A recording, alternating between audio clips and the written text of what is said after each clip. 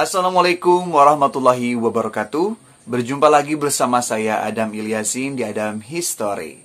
Dan pada kesempatan kultum kali ini, saya akan menjelaskan mengenai ciri-ciri perkataan yang baik dan ciri-ciri perkataan yang buruk.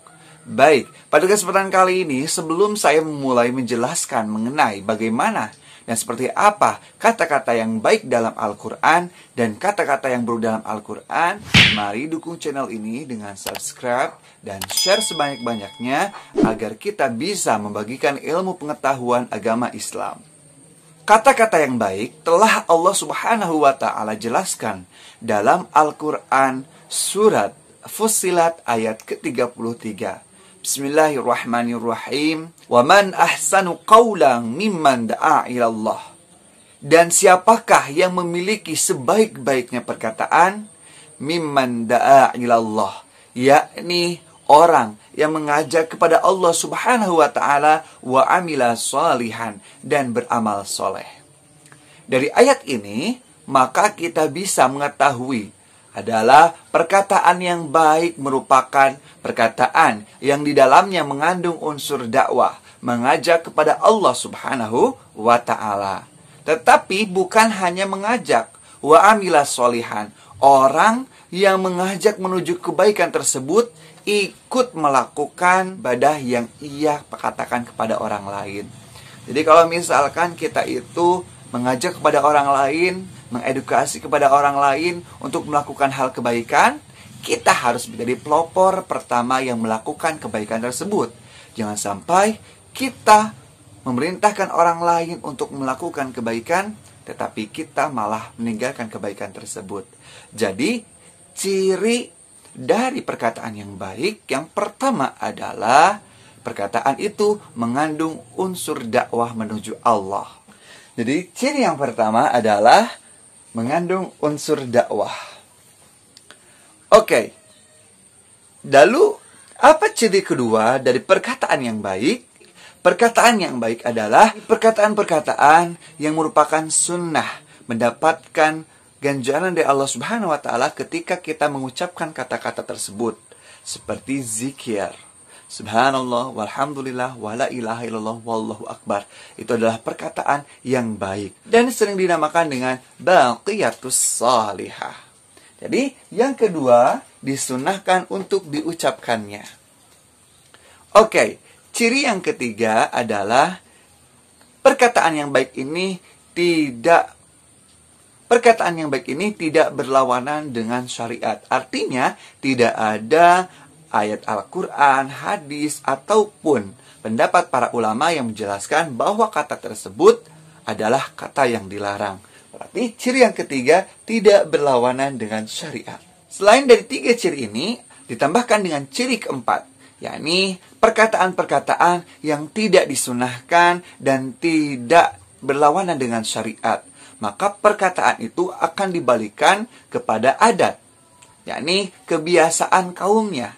Misalkan sekarang kata yang sedang booming sekali diperselisihkan adalah kata anjay. Kata anjay ini tidak ada secara langsung dalam Al-Quran atau hadis yang menjelaskan keharaman dan kesunahannya, maka akan dibalikan kepada kebiasaan.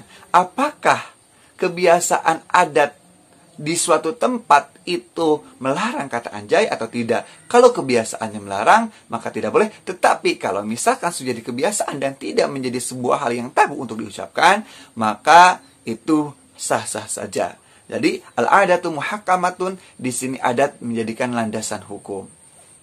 Nah, itu adalah 4 ciri perkataan yang baik. Sekarang, apa sajakah ciri dari perkataan yang jelek? Allah Subhanahu wa Ta'ala berfirman di dalam Al-Quran surat Luqman ayat 17, di mana Allah menjelaskan waghdud min sautika inna ankarul aswati la saut. Dalam hal ini, dalam ayat ini Allah ingin menjelaskan bahwa ketika kita mengeluarkan suara ataupun mengucapkan suatu kata-kata, maka kita harus melakukannya secara lemah lembut.